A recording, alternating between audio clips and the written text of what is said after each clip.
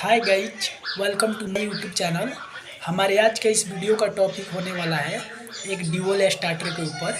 Dual starter का power wiring और control wiring किस प्रकार से किया जाता है, आज की इस वीडियो में हम आपको बताएंगे और समझाएंगे। आशा नहीं पूरा उम्मीद है हमारा ये वीडियो देखने के बाद आपको फिर और कोई वीडियो यूट्यूब पर देखने की ज़रूरी नहीं है और ड्यूल स्टार्टर आप सीख जाइएगा।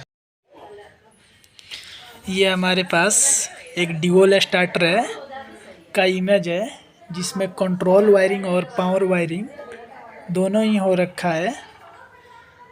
तो सबसे पहले हम पावर वायरिंग पे डिस्कस करते हैं और आप लोगों को समझाते हैं।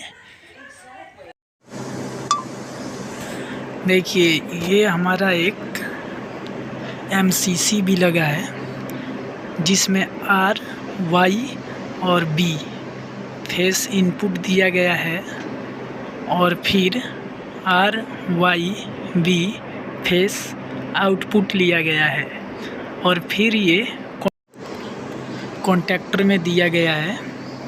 कॉन्टैक्टर से फिर एक ओवरलोड रिले लगाया गया है और इस रिले के आउटपुट से जो हमें तार R, Y, B मिल रहा है वो मोटर में कनेक्टेड किया गया है। यानी हमारा R, Y, B सप्लाई जैसे MCCB पे आएगा, MCCB ऑन रहेगा, फिर MCCB के आउटपुट से R, Y, B मिलेगा, फिर वो कॉन्टैक्टर के इनपुट पे जाएगा और फिर वो कॉन्टैक्टर के आउटपुट से ओवरलोड रिले के इनपुट पे आएगा और इनपुट से फिर मोटर के आउटपुट पे जुड़ जाता है। अब जैसे कि आप पावर वायरिंग देख लिए, कंट्रोल वायरिंग देखते हैं। इसका कंट्रोल वायरिंग में जैसे आप देख सकते हैं कि हमारा जो R, Y, B वो सप्लाई कॉन्टैक्टर के इनपुट पे कंटिन्यू आके हमें मिल रहा है। अब कॉन्टैक्टर के आउटपुट पे वो सप्लाई तभी जाएगा जब कॉन्टैक्टर के कॉइल ऑपरेट होएगा। अब जैसे देख सकते हैं कॉन्टैक्टर के कॉइल को ऑपरेट करने के लिए एक जो हमारा A2 सप्लाई है कॉन्टैक्टर का, वो न्यूट्रल से कनेक्ट कर दिया गया है और हमारा एक फेस वायर रेड वाला उठ के आया है और NC पुश बटन जिससे हम स्टार्टर को ऑफ करते हैं उसमें लग जाता है और उसमें लगने के बाद फिर इस पुश बटन से जो आउट तार हो रहा है वो रिले के NC पॉइंट में लगता है। वो रिले के NC पॉइंट में इसलिए लगता है, जैसे मान लीजिए मोटर आपका ज़्यादा करंट लेने लगेगा तो रिले के एम्पियर के सेटिंग के हिसाब से वो यहाँ से उसको NO बना देगा और मोटर को बंद कर देगा।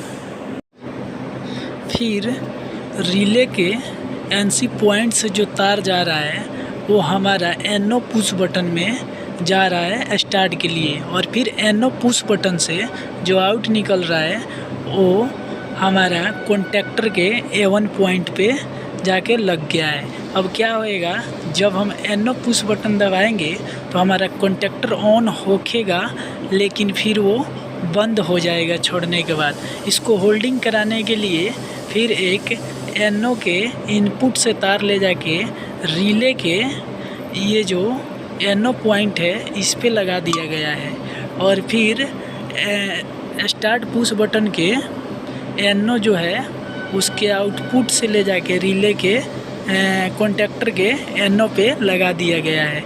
अब ये जैसे हमारा NO पुश बटन दबाएंगे कॉन्टैक्टर ऑन हो जाएगा, छोड़ेंगे ये NO हो जाएगा और सप्लाई ये जो NO है कॉन्टैक्टर ये NC बन जाएगा और सप्लाई यहाँ से पास होने लगेगा और मोटर हमारा चालू हो जाएगा।